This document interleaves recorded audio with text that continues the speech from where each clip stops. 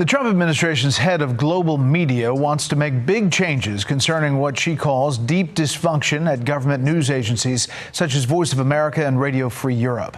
Kari Lake's congressional testimony comes just days after the layoffs of hundreds of workers. Senior congressional correspondent Chad Pergram shows us tonight from Capitol Hill.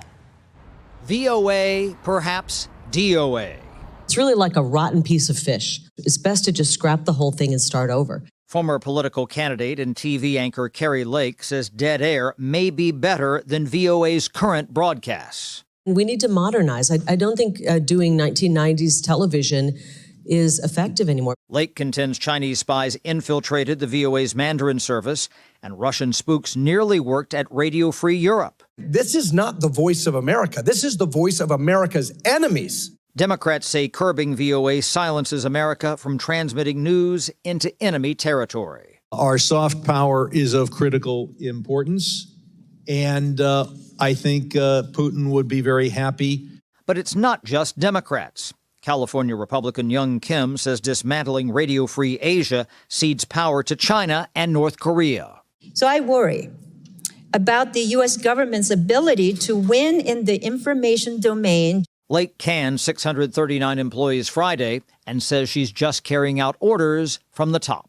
What we reviewed was an executive order, March 14th, by the man who's in charge of the executive branch. I want to know. His name is Donald Trump. Democrats say that's the problem. You are a propaganda machine for the Trump administration. Congress commissioned VOA to beam news behind the Iron Curtain. The Big Four have agreed to end the Berlin blockade and counter-blockade. But Republicans question its necessity when people now get their news on a phone. That government's not very efficient. It's a relic. Yes, ma'am, it is. It's a Cold War relic. VOA fired dozens of staff in its Persian division, but restored some programs as tensions rose between Iran and Israel. Brett? And Chad, where are we with the big, beautiful bill? Seems like it's going to be a big, beautiful weekend. That's right. The Senate plans to start debate Friday, hopes to pass it this weekend, but House conservatives believe the bill got worse. It could be hard for the House to sync up. Also, Senate Minority Leader Chuck Schumer went to the hospital today. He felt lightheaded. He was dehydrated. It reached 95 degrees in D.C. today. Brett? All right, Chad Pergram live on the Hill. Chad, thank you.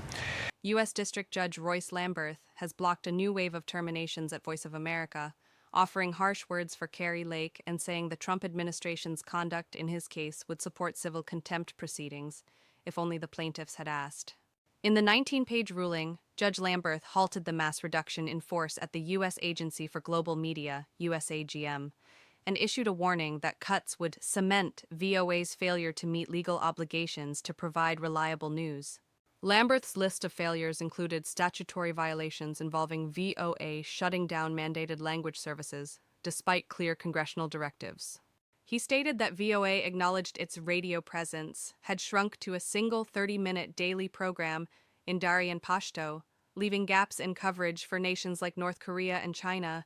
Kari Lake was called out for admitting under oath that she hadn't given it a lot of thought, whether Africa qualifies as a significant region of the world under the law, and confirmed VOA produces no programming for South America. And Lamberth accused the Trump administration of misleading the court, going as far as to call it incredible to suggest the RIF was uncertain, while evidence showed it was already in motion. The RIF notices covered both VOA and USAGM employees, and Lamberth rejected the government's attempt to carve out non-VOA staff. He accused Lake and her team of thumbing their noses at Congress's commands and showing brazen disinterest in statutory duties, strong language worth including. The contempt warning wasn't just about tone, it was also tied to their failure to produce required documents about future RIFs, despite court orders.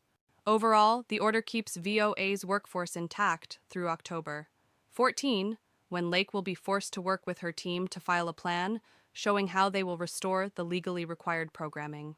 The judge warned that their disrespect for other rulings would have been enough to trigger a contempt trial. Equity is allergic to rigidity, Lamberth wrote, pointing out the court's power to stop executive overreach.